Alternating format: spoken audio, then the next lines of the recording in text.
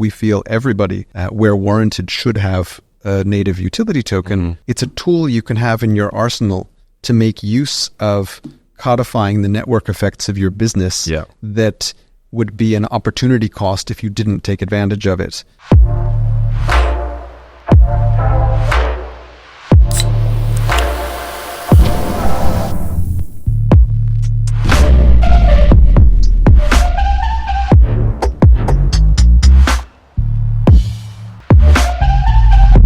Change in government in the US, I think that was very much like holding blockchain like underwater as a basketball, and now it feels like it's been let go somewhat because they're one of the biggest markets in the world, right? If not the biggest, and that people you've even seen it in the UK recently, right? Like the US became much more bullish on crypto, and the UK like, oh, we're doing that as well, you know? And it's like, well, you could have been doing that 2 years ago and stolen the march, but perhaps they weren't quite brave enough. But the Stand With Crypto guys doing a lot to help that. And I think the early 2000s, where the internet was, kind of feels like where we're at now with blockchain. For sure. The temperament and the climate in the US has a lot to do with sentiment, just because they are an outsized influence on both technology culture as well as just being the largest financial market.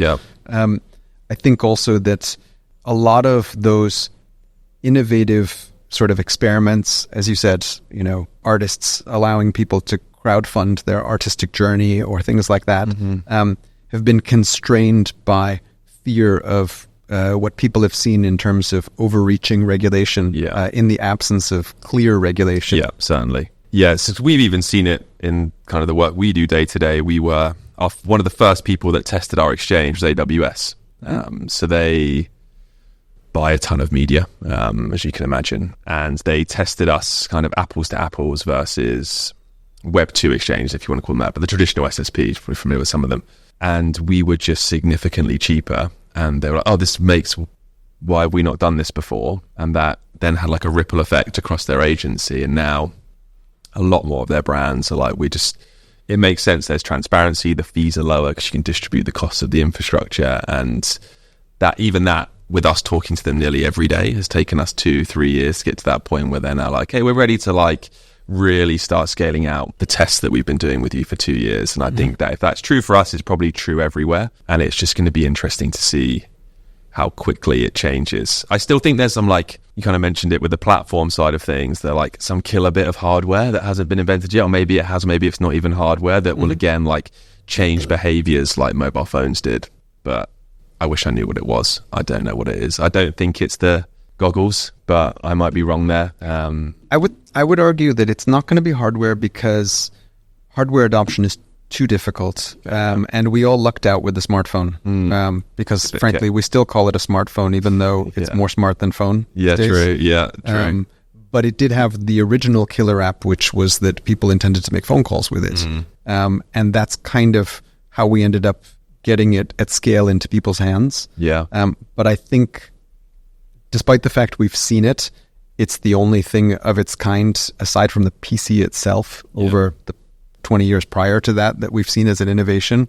I don't think we're going to see anything at similar scale to that, because obviously we even saw the tablet never reach quite the same kind of conceptual scale. But I do think that the innovation will come from network effects of the propagation of the utility of the software. And that's where the excitement is going to come.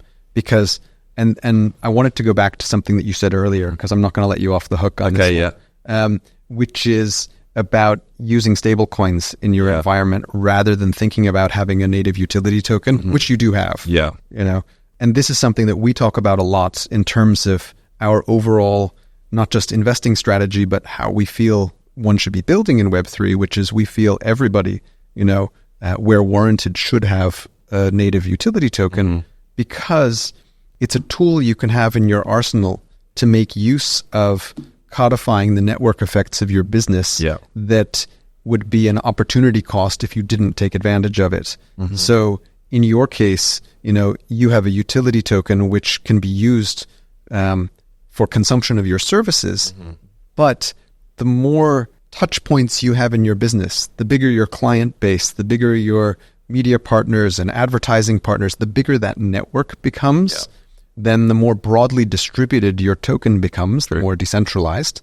And And over time, the more value of that network then accrues to the token, and that has a benefit for everybody actually who's in that network. Correct, yeah. And so while there may be concerns over volatility in the price of any kind of token that has a public market for that price, I think that obviously you can find ways in your business to mitigate against whatever the cost of advertising is, which may be less volatile. Yeah. But I think as your business grows, it's a great way for you to also have to reward and incentivize and retain your customer base who also see a benefit in sharing in those network effects through being stakeholders in your network.